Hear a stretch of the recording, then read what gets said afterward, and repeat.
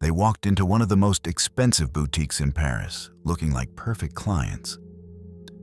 But when the wigs came off, the truth surfaced instantly. These were not shoppers. They knew the staff by name. They knew about a hidden room no customer should ever hear of. And in a few controlled minutes, they stole more wealth than most people will ever see. This wasn't chaos. It was the quiet signature of a shadow network the world would soon know as the Pink Panthers.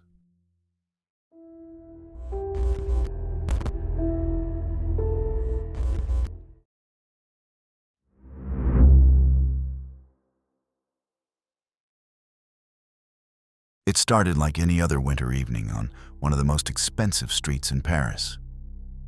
December 4th, 2008, Avenue Montaigne, the Harry Winston flagship store. Inside, staff are preparing to close.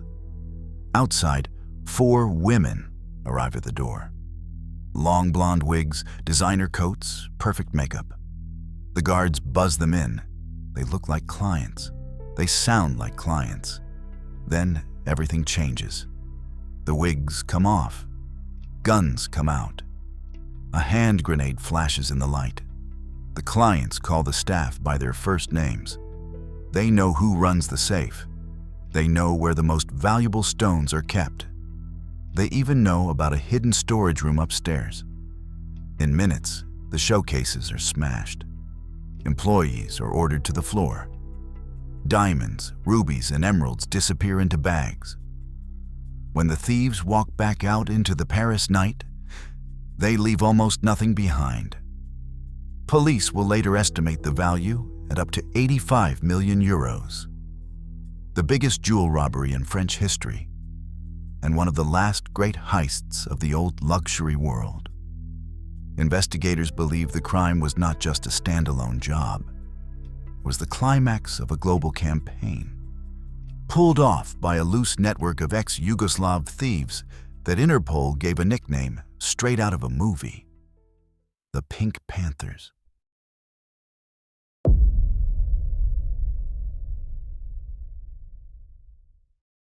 The story of the Pink Panthers does not begin in Paris. It begins in the ruins of a country that no longer exists. In the 1990s, the wars in the former Yugoslavia left a generation of young men with military training, no jobs, and few ways out. Some of them, especially from Serbia and Montenegro, would eventually take their skills somewhere else. Not into politics, not into business, into high-end crime. By the early 2000s, a new kind of jewel thief appears in police files. Elegant, precise, often in and out in less than 3 minutes, using real weapons, but rarely firing them, targeting only the most expensive boutiques in the world. In 2003, a robbery in London finally gives Interpol a name. Thieves steal a diamond worth around £500,000 from a jeweler in Mayfair. Later, investigators discover that the stone was hidden in a jar of face cream. It is the same trick used in an old Pink Panther film. The reference is too perfect to ignore. Internally, investigators start calling the suspects the Pink Panthers. The name sticks. Over the next decade, the group will be linked to more than 100 heists in over 20 countries, with total losses estimated in the hundreds of millions of dollars. A loose network of small crews, many with roots in the Balkans, now have a brand. And they are only just getting started.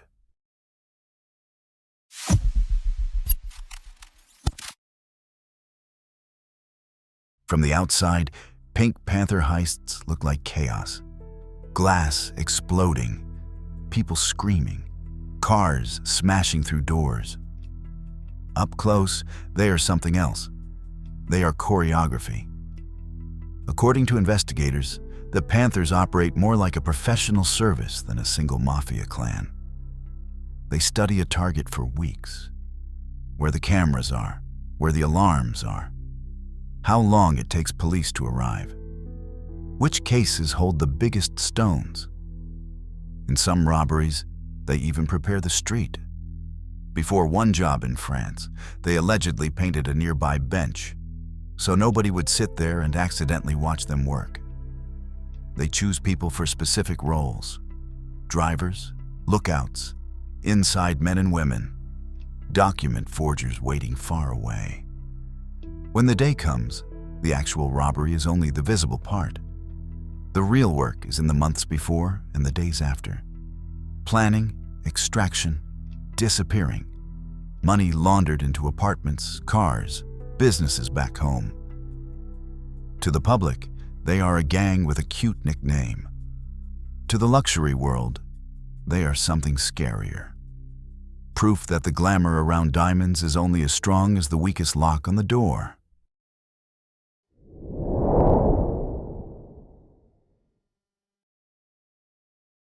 Long before Harry Winston in Paris became a headline, the Panthers had already left a trail across the luxury world. In Saint-Tropez, they hit a jeweler wearing floral t-shirts, then escaped on a speedboat into the harbor, blending into the summer chaos. In Tokyo's Ginza district, 2 separate raids in the mid-2000s leave Japanese police stunned. Tear gas is sprayed at sales staff. A tiara, necklaces and gems worth hundreds of millions of yen are gone in seconds. In Dubai, in 2007, they take it up a level. Security cameras capture 2 Audi A8s smashing straight through the glass facade of the Wafi City Mall in the middle of the night. Mask-wearing thieves pour out of the cars, sweep watches and jewelry from a Graff boutique, then drive out through a different exit before the dust has settled. Losses are estimated in the millions of pounds. The message is clear. The Panthers can hit a marina in the south of France, a luxury mall in the Gulf, or an exclusive store in Tokyo with the same core idea. Get in fast. Control the room with fear, not bullets. Take only the best pieces. Get out before anyone knows what happened. Each job teaches them something about security, about response times, about how far they can push the spectacle. All of it will come together on a quiet winter evening in Paris.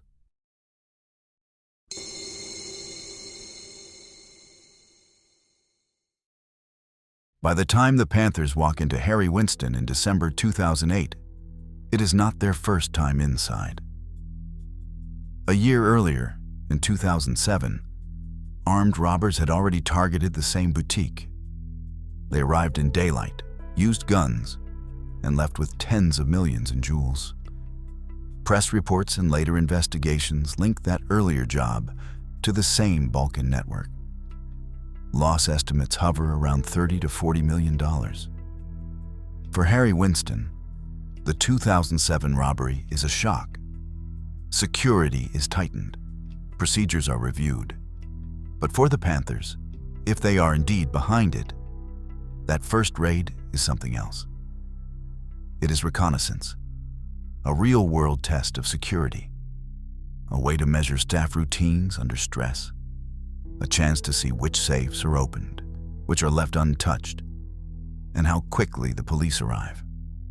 12 months later, when 4 women in wigs walk up to the same door, whatever they are about to do is not improvisation. It is a second visit to a place they already know intimately.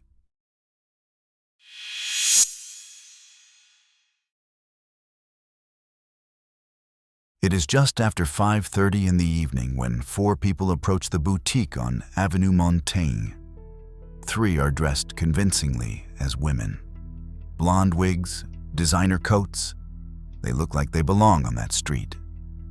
Inside, the staff buzz them in.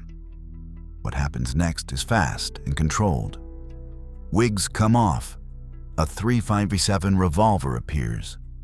A hand grenade is shown, real or fake, as a threat. The thieves call some of the employees by name. They know personal details. They tell one staff member that they will hurt his family if he does not cooperate. They force workers to open display cases and safes. They demand access to a hidden storage area on an upper floor, a room that normal customers never see. Showcases are smashed with hammers. Stones are swept into bags. At least one witness later says that almost everything on display is taken. When they are done, they walk out into the Paris night and disappear into a waiting car. The whole operation takes minutes. Nobody is killed. The psychological damage is enormous. Estimates for the value of the haul vary.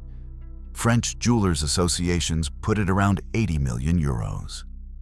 Harry Winston's own insurance declaration reportedly listed a figure of about 85 million euros, or over $100 million at the time.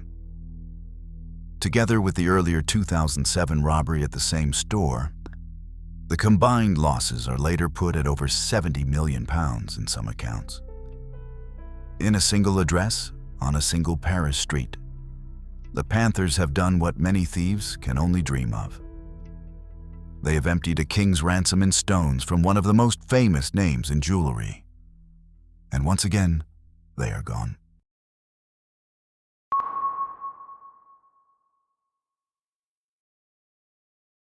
By the late 2000s, the Pink Panthers are no longer just a rumor. They are a project file.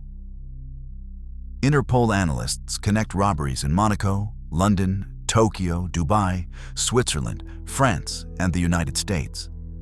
The same methods, the same pattern of Balkan passports, the same names appearing in different countries. They estimate that by 2009, the network has carried out around 120 robberies, with total losses in the hundreds of millions of dollars. Police forces from Europe to Asia begin sharing data. DNA from one crime scene in Japan links to a suspect arrested years later in Cyprus. A driver caught in Spain matches prints from a job in the Gulf. A man jailed in Switzerland for a jewelry robbery is suspected in a Cannes heist. The Panthers respond in the only way they can. They rotate crews. They use forged documents. They move quickly between countries that do not always cooperate with each other. Some members are arrested and convicted. Others escape in dramatic prison breaks, sawing through bars or ramming prison walls with vehicles. It is not a single mafia organization with a clear pyramid of power. It is a loose, constantly shifting network of teams, friends, and relatives. Take one piece off the board, and others keep moving.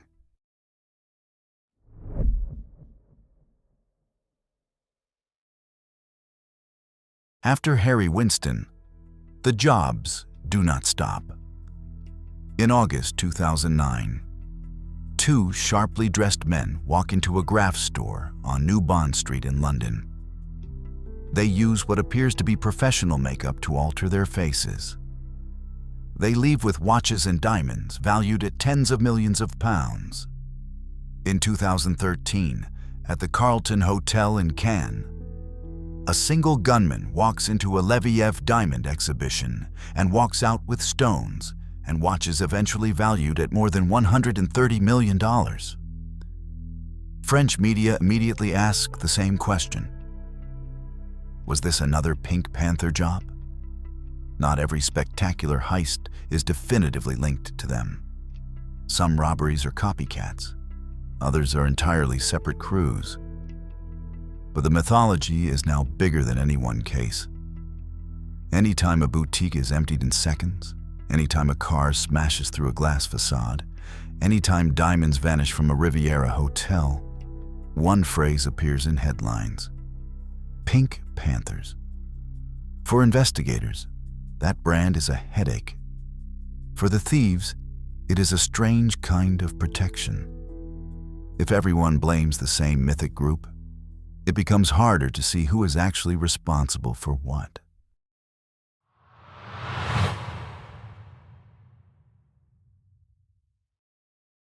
Outside the Balkans, the Pink Panthers are seen as dangerous criminals. Inside, the picture is more complicated. In Serbia and Montenegro, some newspapers treat them almost like folk anti-heroes, ex-soldiers who took revenge on countries that had once imposed sanctions, men who robbed rich foreigners, not local people. Some reports even suggest that for a time, certain members bought a kind of quiet protection at home by investing their stolen money in apartments, businesses, and flashy cars. The idea is simple. If the loot ends up in the local economy, not everyone is eager to ask where it came from. But behind every glamorous headline, there are quieter stories. Store employees forced to the floor at gunpoint. Security guards who never go back to work. Owners who lose family companies because insurance does not cover everything. The Panthers rarely fired their weapons, but they carried real guns and real grenades. Violence was always just under the surface. The romance is for people who never had a .357 pointed at their face.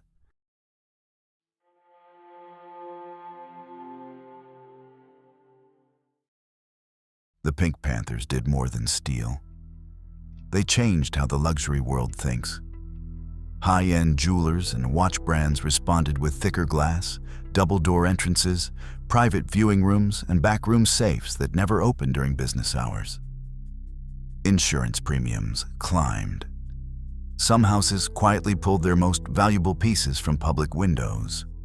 Some collectors now buy jewels they never wear, only move from one safe to another.